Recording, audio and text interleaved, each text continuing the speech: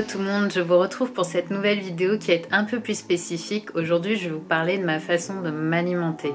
Alors pour ceux qui me suivent déjà sur Instagram, vous savez que je suis une adepte notamment de tout ce qui est low carb, donc faible en glucides, glucides comprenant sucre sous toutes ses formes, même le miel, mais les glucides en général aussi qui sont contenus dans les céréales, les légumineuses, les légumes et les fruits. Bref, je fais la chasse à trop de sucre parce que typiquement, je considère que notre alimentation aujourd'hui n'est pas très bien répartie. Nos rations ne sont pas bien réparties. On n'a pas nécessairement besoin d'autant de glucides qu'on veut nous le faire croire. Donc ça, c'est pas venu tout seul dans ma petite tête. J'ai passé pas mal de temps à étudier la chose.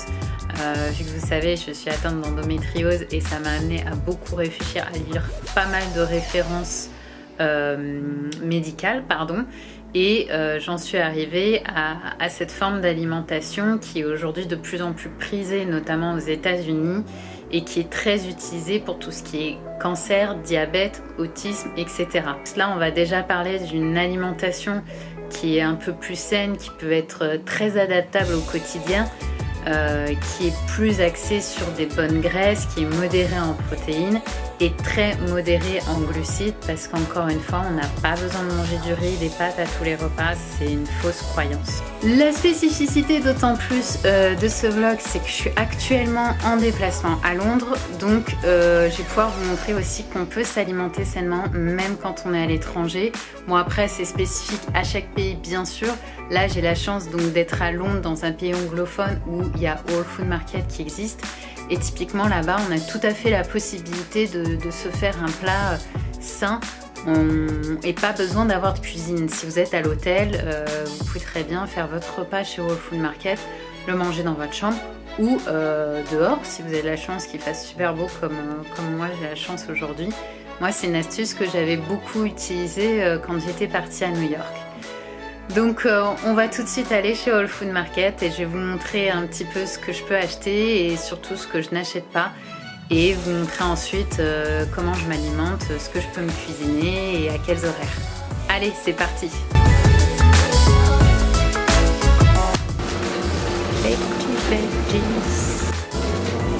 Les haricots et les brocolis, c'est vraiment une bonne option low carb, c'est pas mal du tout. Après, vous avez aussi bien sûr les courgettes, concombres, chose que j'ai vite, les pommes de terre, c'est bien. Voilà, salade, toutes ces formes de salade, j'en suis fan. Je mange énormément de salade, je suis un vrai lapin. J'adore particulièrement utiliser beaucoup d'herbes pour les plats.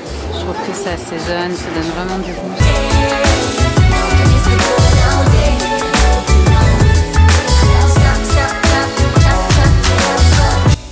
Voilà, on a de quoi vraiment faire un assortiment salade et quelque chose de très sain. Hop, il y a même des falafels, du thon, des œufs, carottes, courgettes, salade. Quoi, vraiment se faire un repas healthy, sans problème. Passer à ce qui fâche, les gourmandises. Hop, retour des courses, je vais vous montrer ce que j'ai pris. J'ai juste installé l'appareil photo. Comme j'étais une idiote, j'ai pas du tout pris de trépied, donc heureusement il y a des placards, j'ai pu l'installer bon an mal an. J'espère que vous m'entendez bien. J'ai pas pu faire ce que je voulais, filmer dans Whole Food et vous montrer un petit peu ce que je pensais des produits, des sucres, des glucides. Mais heureusement mon chéri arrive dans quelques jours, donc on le fera ensemble. Donc là, qu'est-ce que j'ai acheté? Donc forcément la salade. Des endives aussi, je suis une grande fan de salade et d'endives en tout genre, j'adore me faire des salades. Et ça, c'est peu glucidique, c'est très bon pour la santé. Enfin, franchement, il n'y a rien de mieux que la salade. Sweet on sweet. J'ai pris aussi, ça c'est du chou fermenté. Tout ce qui est fermenté, c'est super bon. C'est très bon pour les intestins, pour la flore intestinale. Par contre, faites bien attention, lisez les étiquettes. Parce que certains produits fermentés contiennent des sucres, certains produits fermentés contiennent de l'alcool, donc ça c'est pas bon. Ici c'est juste du chou blanc, du sel. Forcément j'ai pris avocat bio, nécessaire, plein de bonnes graisses, plein de bonnes graisses et de fibres, donc ça à consommer, je vais pas dire sans modération parce que faut jamais aller dans l'excès, et on sait que la culture d'avocat aujourd'hui, elle est controversée, mais comme toutes les cultures, malheureusement, à chaque fois on part dans l'excès, c'est pas possible. Donc voilà, c'est bien d'en manger, mais n'en faites pas pour tous vos repas, quoi. C'est toujours pareil. Les citrons, toujours bio, je prends tant que je peux du bio, c'est toujours mieux. Il y a quand même pas mal d'études qui ont prouvé qu'il y a moins de risques, hein. Bon, même si c'est pas toujours hyper bien respecté, mais bon, voilà, c'est un autre débat. Ce sera toujours mieux que du conventionnel. On va parler un peu gras. Le gras, ça a été très controversé. On disait que ça bouchait les artères, on disait que c'était mauvais pour le cœur, pas du tout. Là, ils sont en train de se rendre compte que c'est justement la trop forte consommation de sucre, de produits transformés qui va créer des plaques au niveau des artères, et on a besoin de graisse. Il faut savoir que nos ancêtres mangeaient très très gras, notamment ils laissaient, pour la petite anecdote, le cerveau des animaux pour les enfants parce que c'est la partie la plus grasse et qu'ils en avaient besoin pour leur développement. Donc voilà, c'est pas très glam, je vous dis pas de manger de la cervelle, moi perso j'en mangerai pas, mais il faut, voilà, on n'a pas tant évolué que ça au fil des années, donc il faut rester sur les bases, et c'est bien qu'on ait ces personnes qui ont étudié nos ancêtres parce que ça permet de voir comment ils s'alimentaient, et eux, la plus grande majeure partie de leur alimentation, c'était la viande la plus grasse possible.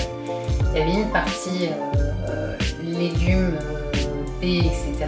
Mais c'était pas tant que ça, et puis c'est pas les produits qu'on a aujourd'hui qui sont très transformés pour être plus sucrés, plus résistants, plus ceci, plus cela.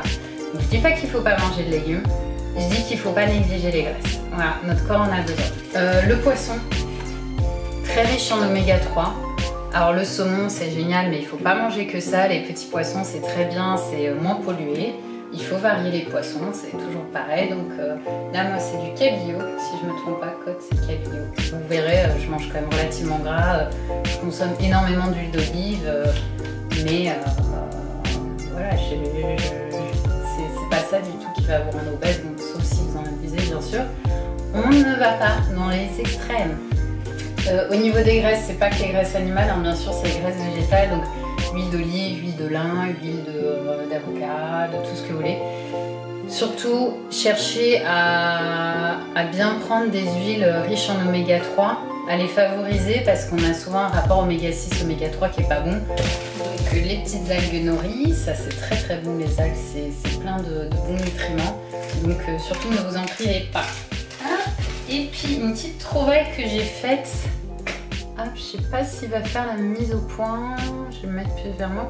C'est une sparkling water, une eau pétillante qui est au goût de framboise pour celle-ci, et elle est sans sucre du tout. Donc là, c'est même pas de dire que on vous dit que c'est du sans sucre, mais en fait on a rajouté de l'édulcorant ou du sirop d'agave. Non, là c'est de l'extrait naturel de framboise, de l'eau pétillante, et c'est tout. Parce que même si vous partez sur des sucres type édulcorant, je sais pas, stevia, des choses comme ça, ok, ça va pas, ça n'a pas la même, je vais dire, pas la même action que du pur sucre, ça va pas stocker pareil. Par contre, ça a tendance à perturber nos émetteurs, on va dire, et nous donner des envies de sucrer. Donc ça brouille l'effet au final, et on a plus envie de sucre et plus faim, plus des envies de nourriture. Et je dis pas qu'il faut tout arrêter, encore une fois, le but du jeu c'est pas de partir dans des extrêmes, mais limiter les sucres, et ne les remplacez pas par des hautes doses d'édulcorants, de stevia ou que sais-je comme sucre, enfin faux sucre. Ça sert à rien, ça vous guérira pas de votre addiction. Donc il faut rester raisonnable. Au final, l'alimentation, c'est toujours la même chose, c'est une histoire de ne jamais partir dans les extrêmes, diversifier et rester raisonnable.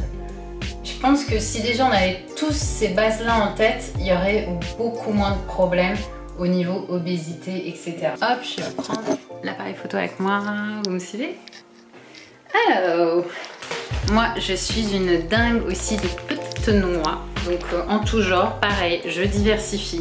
Parce que manger trop de noix du Brésil, c'est pas bon. c'est le sélénium, je crois qu'il y a dedans, qui est pas bon à haute dose, si je me trompe pas, je vérifierai. Les amandes, cajou. J'adore aussi tout ce qui est... Bon, là on va pas trop voir, mais... En fait, c'est des copeaux de noix de coco. Ça, j'adore en mettre dans mon yaourt coco parce qu'il n'y a pas assez de goût de coco, je pense. La graine de chanvre, hop, concassée. Ça, c'est très bon en oméga 3, c'est très bien les graines de chanvre. Je suis aussi une grande consommatrice de thé et d'infusion et de rooibos. Je bois énormément de thé vert, de thé noir, de rooibos et d'infusions en tout genre. C'est vrai qu'en général je bois plus le thé le matin et le rooibos c'est les infusions le soir parce que moi sinon après je dors plus tout simplement. Ensuite on va aller vers le frigo. Alors dans mes petites trouvailles, j'ai pu trouver, donc j'en avais parlé dans ma story. Hop choumon. Ce yaourt coco de chez Rebel Kitchen, il y en a quand même pas mal maintenant en France. Mais celui-là, je l'aime particulièrement because il n'y a pas de tapioca, d'amidon ou autre pour l'épaissir. Oui, c'est sans gluten. Ok, on est d'accord, c'est sans gluten. Mais ça ne veut pas dire que c'est meilleur pour la santé. Il faut savoir que tout ce qui est amidon et tapioca, ça élève énormément la glycémie. Parce que les pics de glycémie vous font stocker les graisses. Je vous expliquerai plus en détail dans une vidéo, mais en tout cas le but du jeu c'est d'éviter d'affoler ces hormones. Là on n'a que la chair de coco, de l'eau de coco, de la crème coco, du beurre de coco et des probiotiques, c'est tout. Ce qui fait que au niveau glucides on est à 0,6 g pour 100 g et au niveau sucre on est à 0,1, il n'y a rien en fait.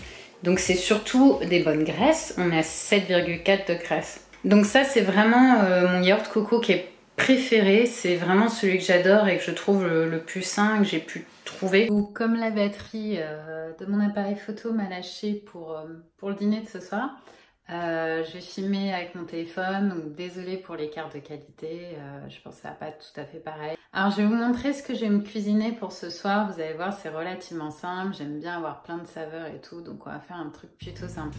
Alors, donc je vais faire d'un côté une salade ou des assortiments de légumes, enfin un bowl vraiment légumes.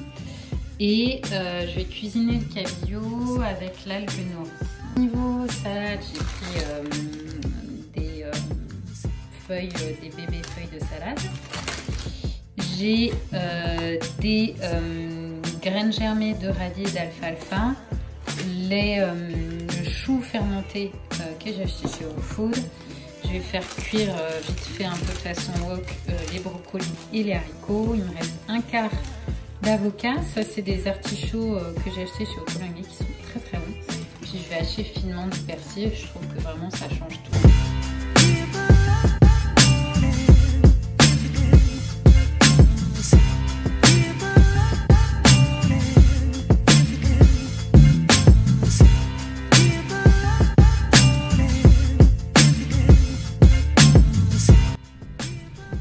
J'ai presque fini ma salade, j'ai en plus haché finement le persil, c'est vraiment comme ça qui est meilleur.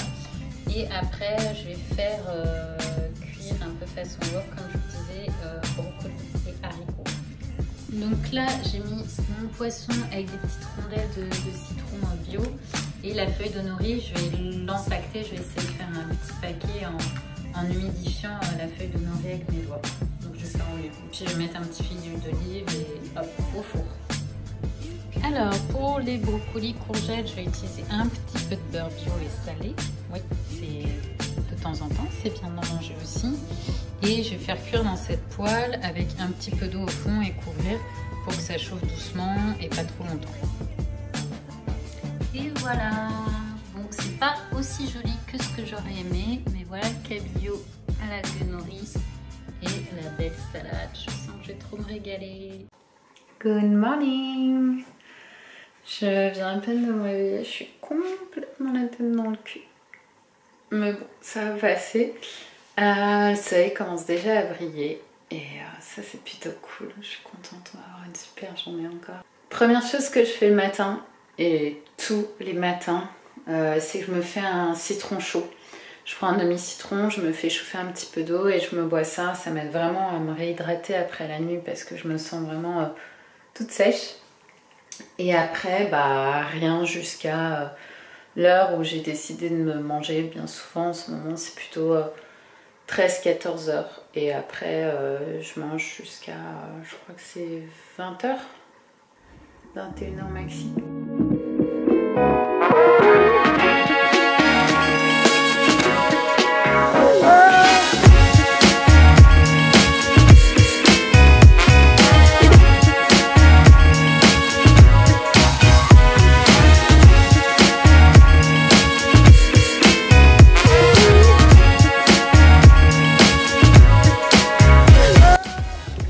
On va préparer un déjeuner. Pour le coup, j'ai prévu une belle salade de légumes. Vous verrez, souvent j'ai un peu toujours la même base d'une salade de légumes, mais après je diversifie le plus possible les légumes que je mange. Et je vais me faire du saumon cru parce que comme beaucoup de personnes, j'adore ça. Alors je vais utiliser cette petite demi-salade. Tiens, je vais me rajouter une endive, je pensais qu'elle était entière. Un demi-avocat, un peu de concombre, du persil. Je vais me refaire des brocolis et là c'est un petit mix que j'ai pris chez Whole Food Market. Il y a du chou-fleur, des champignons, du bœuf. Le bœuf du coup sera pour plus tard. Le petit bout de pain là c'est mon pain low carb que je me suis trouvé et puis bah, le saumon il est emballé. Allez c'est parti. Donc voilà ce qui a été préparé. Hop. Donc on a la belle salade avec les endives, avocats, brocoli,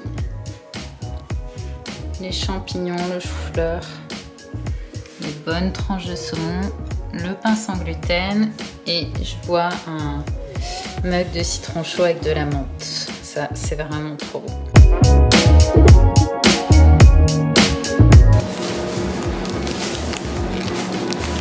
Très bonne alternative au lieu de manger du couscous classique ou des pâtes de courgettes et couscous de chou-fleur.